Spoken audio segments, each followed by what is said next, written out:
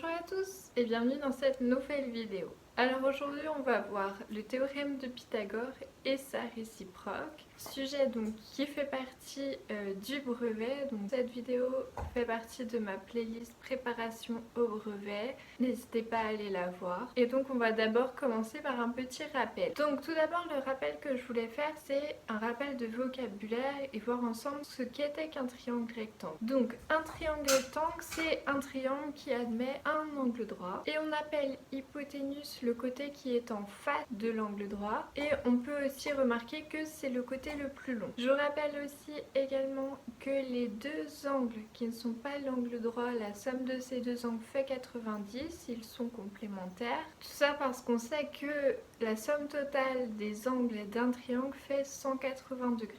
Donc voilà, c'est les trois points que je voulais voir avec vous pour se remettre dans le bain et aborder le théorème de Pythagore. Alors tout d'abord, le théorème de Pythagore, il s'applique qu'au triangle rectangle.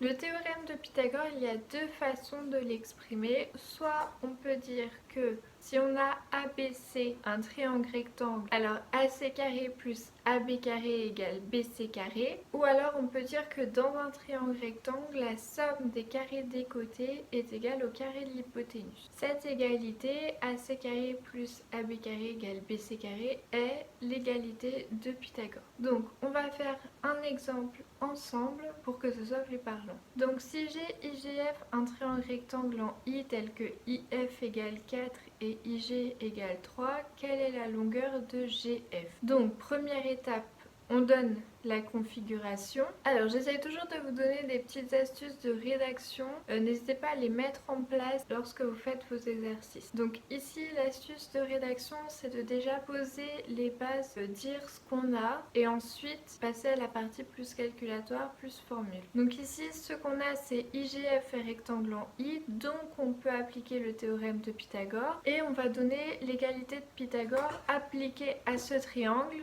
Et donc l'égalité de Pythagore appliquée à ce triangle, ça nous fait IF au carré plus IG au carré égale GF au carré. Donc ce qui nous fait 4 au carré plus 3 au carré égale GF au carré quand on remplace par les valeurs qui nous ont été données dans l'énoncé. Et donc ça nous fait GF au carré égale 25. Et donc GF c'est racine de 25. Donc là pour calculer on utilise sur notre calculette la touche racine carrée. Et donc ça nous fait 5 cm. On va faire un deuxième exemple où là ici ce n'est plus l'hypoténuse qu'on cherche mais un des côtés. Je vous laisse avec l'exemple. Donc c'est le triangle SHJ, c'est un triangle rectangle en S. On peut donc appliquer le théorème de Pythagore. SH au carré plus SJ au carré égale HJ au carré. Donc ça nous fait SH au carré, c'est ce qu'on cherche, plus 3 au carré égale 5 au carré. Et là, il faut faire attention à cette étape. Quand vous passez votre 3 au carré de l'autre côté pour isoler le SH au carré, ça nous fait bien SH au carré égale 5 au carré moins 3 au carré. Bien le moins, d'accord, parce qu'on passe de l'autre côté du égal. Donc pour supprimer le 3 au carré, j'ai bien besoin de faire moins 3 au carré de chaque côté.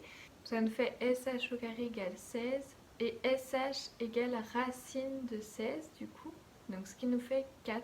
Voilà, donc ça c'est ce que vous devez savoir. Vous devez savoir résoudre une équation de type x plus quelque chose au carré égale quelque chose au carré, bien passer en fait un membre de l'autre côté, bien mettre le signe moins. Vous devez savoir aussi résoudre x au carré égale un nombre, donc vous devez savoir utiliser la racine. Essayez aussi de savoir les nombres qui sont des carrés parfaits, par exemple 4, 9, 16, etc.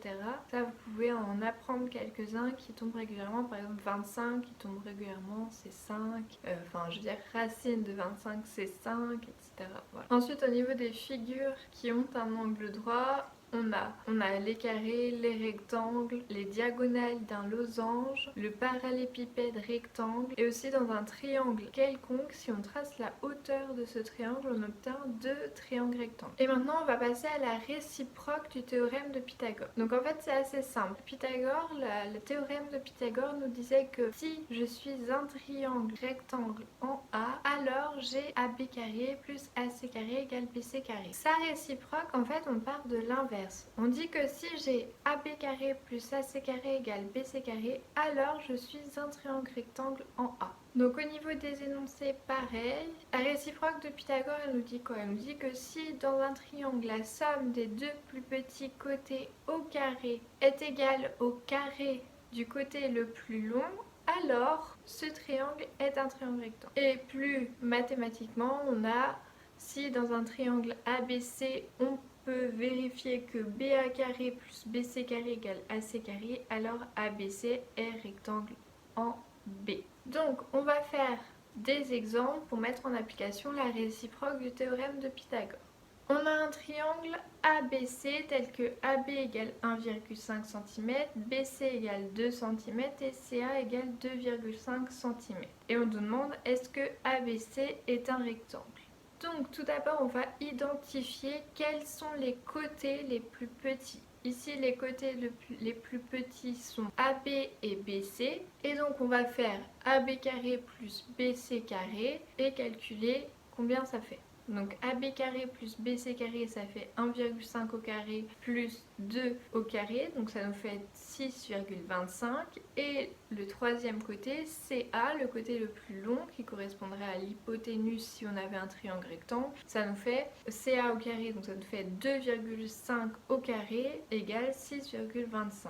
Donc là au niveau de la rédaction, on dit que on remarque que AB carré plus BC carré égale CA carré. Et donc conclusion, pareil au niveau de la rédaction, conclusion, d'après la réciproque du théorème de Pythagore, on a ABC triangle rectangle en B bien sûr. Donc la réciproque du théorème de Pythagore, elle nous permet de déterminer si un triangle est un triangle rectangle, mais elle nous permet aussi de déterminer si un triangle n'est pas un triangle rectangle. Voilà, donc c'est tout pour cette vidéo d'aujourd'hui sur Pythagore et sa réciproque. Je vous retrouve bientôt pour une prochaine vidéo.